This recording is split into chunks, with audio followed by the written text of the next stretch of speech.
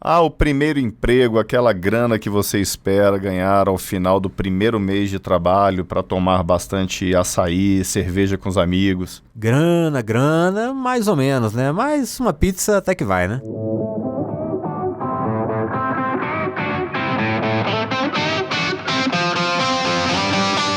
Sou Odonto, o podcast para quem vive a odontologia de corpo e alma. Um projeto do Caminho Criativo, apresentado por Gustavo Rivera e Thiago Menegazzi.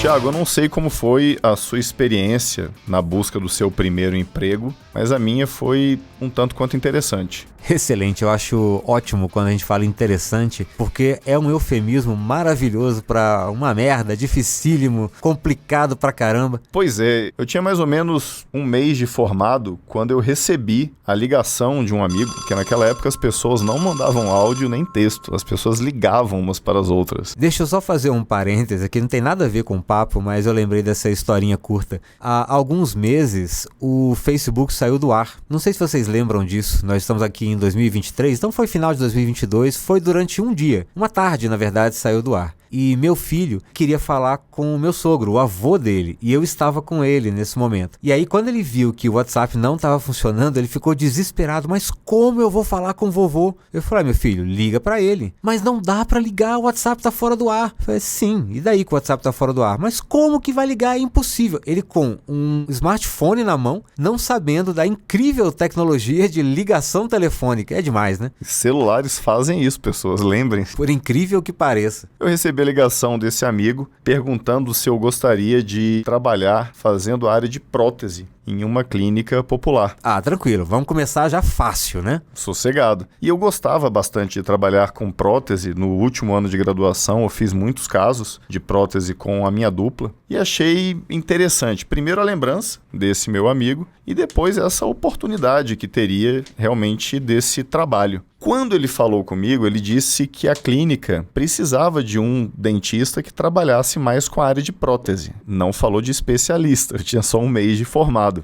Na minha cabeça, com essa fala dele, a partir do momento que ele está me convidando, eu acreditava que os donos da clínica já saberiam que eu iria ocupar essa vaga para trabalhar com a área de prótese na clínica. Doce ilusão, que os donos de clínica, muitas vezes que nem dentistas são, consideram o fato de sermos recém-formados, né? E eu fui com ele, mais um outro amigo, no dia que ele tinha marcado a entrevista, e já fui de branco, de jaleco e com aquela velha maletinha de graduação cheia dos materiais e instrumentos de prótese. Tinha deixado os instrumentos esterilizados e tudo para atuar odontologicamente. O famoso ET aparecendo no meio da clínica, né? Fui fazer a entrevista, só que na minha cabeça a entrevista era só para que o pessoal me conhecesse. Na minha cabeça eu já estaria certo como dentista da clínica. E para minha surpresa não existia nada disso. Ou seja, o pessoal só queria fazer uma entrevista para saber se eu poderia trabalhar lá. Então eu cheguei no período da manhã, era mais ou menos umas 8 horas da manhã, todo pronto, todo de branco, porque tem essa coisa, né, do dentista gostar de parecer um pai de santo. Picolé de coco. Picolé de coco, exatamente. Nada contra pai de santo, né? Nem picolé de coco. Exatamente. E assim que eu conversei com uma das donas da clínica, ela ficou me olhando, falou, mas você vai ficar aí? Porque eu sentei na recepção da clínica e fiquei lá esperando, crente que iam me encaminhar algum paciente, como se eu já estivesse meio que contratado pela clínica. A prepotência do jovem é uma coisa que precisa ser estudada, né? Fala a verdade. Eu estava absolutamente certo de que eu iria trabalhar na clínica e não que eu iria fazer uma entrevista para ver se me contratariam. A minha surpresa foi justamente depois, no final da manhã, a dona, mas o que você está fazendo aqui ainda? E aí eu fiquei lá assim, eu falei, bom, eu acho que eu não fui contratado, eu acho que esse meu amigo falou de forma equivocada. E na verdade nada disso, foi a minha interpretação totalmente errada. Quando deu 2 horas da tarde, eu acredito que pelo fato de incomodar ali, né, a minha presença na recepção da clínica, me encaminharam um paciente para fazer uma raspagem. E aí eu comecei a trabalhar na clínica. E é engraçado que essa história eu já escutei de amigos que sabiam dela, contando como se eu fosse um cara muito determinado. Fala assim, o Gustavo foi para a entrevista de emprego dele, certo que ele seria contratado e já foi pronto para trabalhar. Tem que ter essa gana. É lógico que eu nunca desmenti isso, porque eu acho legal que as pessoas pensem isso de mim. É ótimo, né? A história do... Como é que é? Deitar na cama e fazer a fama. Como é que é a história?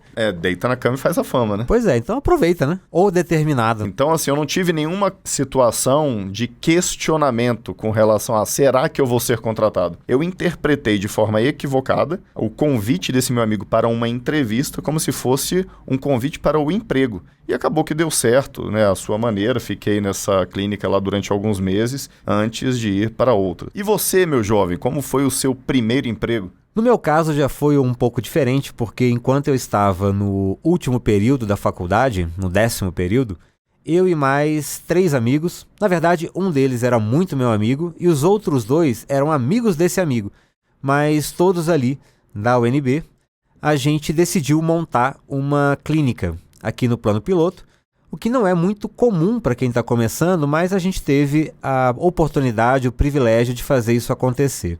Mas antes de eu começar a contar aqui a minha história, eu queria agradecer em nosso nome, Sr. Gustavo, a todos os ouvintes que participaram desse projeto com a gente até agora. Então, muito obrigado por cada streaming, cada download e também por cada interação lá no Instagram. A participação de vocês só aumenta cada vez mais a nossa vontade de fazer um programa cada vez melhor. Se você ainda não conhece o nosso Instagram, dá uma passadinha por lá, o @souodontopodcast. Lembrando que o Sou Odonto é uma produção do Caminho Criativo Produções Audiovisuais, a sua apresentação em slides ou projeto em áudio, fotografia, enfim, divulgação profissional impactante de verdade. E um oferecimento da Dental Realce, tudo que o estudante e o profissional de odontologia precisam em um só lugar. Mais uma vez, muito obrigado a vocês que participam toda semana com a gente e também aos amigos da Dental Realce que acreditaram desde o início nesse projeto e estamos juntos. Valeu, grande abraço e bora pra história! E aí nós montamos, de fato, essa clínica e eu comecei, uma vez já formado, eu comecei a trabalhar meses depois. Agora, como toda clínica inicial, basicamente falta um elemento nessa história, que é o paciente, né? Não tinha ninguém para atender. A gente tinha a clínica, tinham 4 recém-formados e ninguém para atender. E aí, nesse momento, vem aquelas velhas cobaias, né? Então, é pai, mãe, primo, prima, aí vem namorado, coitado, né? Namorada, cunhado é bom. Cunhado é bom de atender no começo, que não tem muita preocupação, né? Não, mentira, né? Adoro meu cunhado. Juliano, aquele abraço, hein? Mas é um perrengue, né? É um perrengue inicial porque a gente não tem muito quem atender. E eu precisava de dinheiro, até para pagar as contas da clínica que não me dava dinheiro.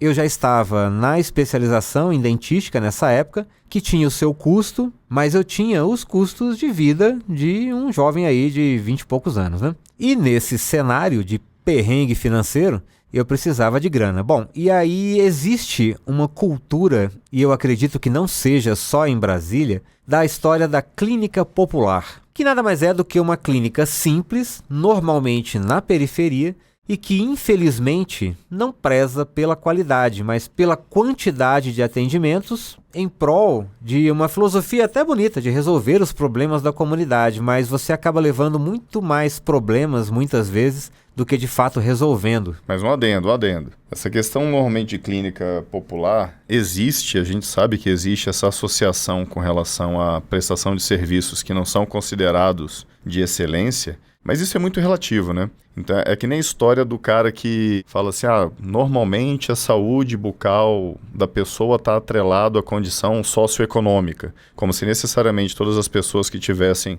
condições financeiras satisfatórias teriam uma boa condição de saúde bucal e aquelas que não têm uma condição de saúde bucal deteriorada.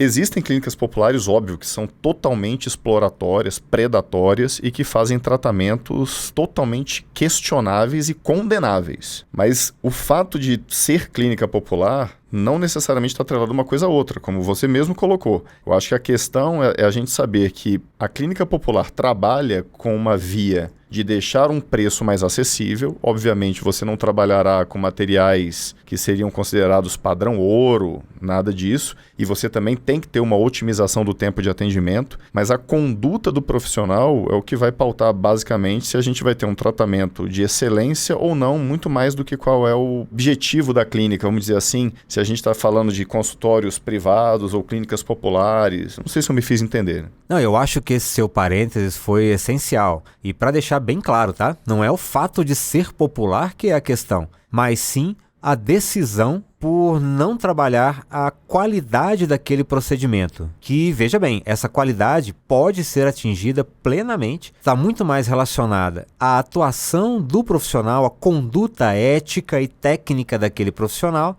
do que propriamente ao valor financeiro daquele material. Mas no meu caso em especial, e infelizmente eu sei que de boa parte dos nossos egressos das faculdades, ao menos aqui no DF, mas como eu disse, eu arriscaria que essa situação ela pode ser extrapolada para boa parte do Brasil, se não todo ele, mas para boa parte então desses egressos, essa é a realidade. É algo, como o Gustavo mesmo classificou, bem exploratório. E não foi diferente na minha condição. Então eu tinha situações terríveis, assim. Então, repito, eu fazia especialização em dentística. Se alguém procura fazer uma especialização, é porque está preocupado com a qualidade do que quer entregar para o seu paciente. Então, eu me vi numa situação em que eu tinha minha clínica privada, até bem posicionada aqui em Brasília, pretendendo crescer nessa clínica no futuro, mas, ao mesmo tempo, colocado dentro de uma situação de trabalho muito ruim, bem degradante, não só para mim, mas especialmente para os pacientes. Isso vai dar um episódio, isso eu acho que vai dar um episódio por si só, das histórias que a gente tem para contar e na maior parte das vezes histórias dramáticas sobre atendimento a esses pacientes. Teve uma vez, por exemplo, que eu tive que fazer uma exodontia simples e aí pedi a alavanca ali para poder fazer o movimento de exodontia e a cidadã me tira a alavanca de uma bacia. Eu falei, mas o que essa alavanca está fazendo na bacia? Não, a gente joga um pouco de álcool aqui. Não é possível. E aí quando eu fui ver, era aquele álcool absoluto, aquele álcool que por si só já não é capaz de desinfetar nada, quanto menos esterilizar alguma coisa. E para piorar a situação, ainda no final eu pedi o fio de sutura e não tinha. Era um fio dental, sim, um fio dental para poder fazer a tal da sutura. Então, coisas horríveis nesse sentido. Como o Gustavo disse, não é a realidade de todo local, mas infelizmente ainda muito presente. Então, meu primeiro emprego, por assim dizer, foi uma dicotomia. Enquanto eu estava investindo em um consultório privado em que eu pudesse prospectar alguma coisa para o futuro, eu estava vendo uma realidade que se afastava muito do que a gente fazia ali. E isso também trouxe um ensinamento para mim, de que a gente precisa ter olhos abertos para o que a gente está vendo. Todos temos nossos desafios na busca do primeiro emprego. E é óbvio que nem todas as histórias são bem-sucedidas. O importante é você correr atrás, ainda mais agora, com a quantidade de profissionais que semestralmente são lançados ao mercado. Eu ouvi e vi uma estatística recente de que no Brasil há mais faculdades de odontologia do que o restante do mundo somado. É incrível, né? Olha que bacana, né? Então, em breve, não teremos uma população com problemas odontológicos. Mas é exatamente isso que eu ia comentar. Dá a impressão de que a nossa população é absolutamente livre de problemas, né? Quando a gente vê exatamente o contrário. Seja qual for a sua história, o importante é que, de fato, você busque e corra atrás da sua inserção no mercado, porque sendo bem-sucedido ou não a sua primeira experiência, com certeza aprendizado você levará.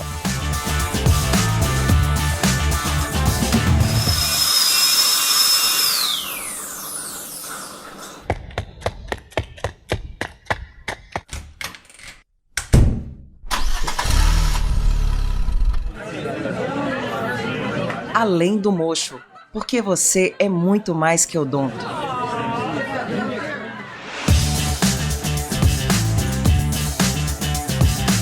Chegamos na parte do podcast das indicações, que eu adoro. E a minha indicação para essa semana é de um álbum, de uma artista que eu sou fã de carteirinha. O nome do álbum é Samba da Maria, ao vivo, da Maria Rita. Foi lançado em fevereiro, então assim, não é tão novo, mas também não é tão antigo. Então foi lançado em fevereiro desse ano, e é o registro de um show que foi gravado em outubro do ano passado, na Casa Natura Musical, em São Paulo.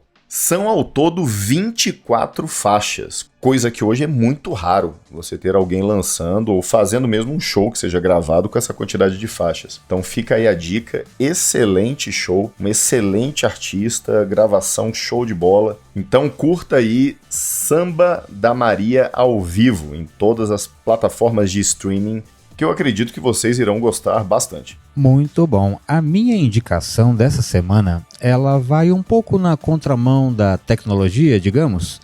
Vamos voltar um pouquinho para a época dos jogos de tabuleiro. Pois é, se você gosta de jogos, não exatamente de tabuleiro, mas jogos analógicos, por assim dizer. Um jogo que já tem um tempo que está aí no mercado, já tem a versão até, se não me engano, 7 ou 8.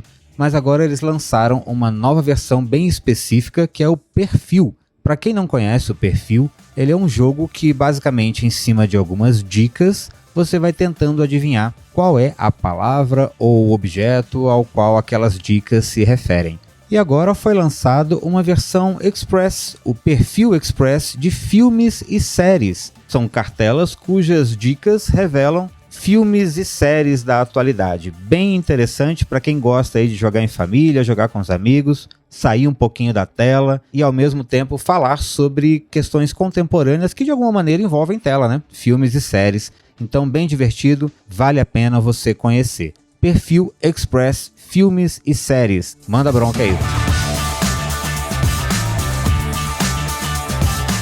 Quer compartilhar a sua história para que contemos em um próximo episódio? Conta pra gente aqui no souodontopodcast@caminhocreativo.com ou no direct lá do Instagram. Direct é ótimo, né? Direct. Eu acho que direct fica melhor, que né? é esse inglês aí?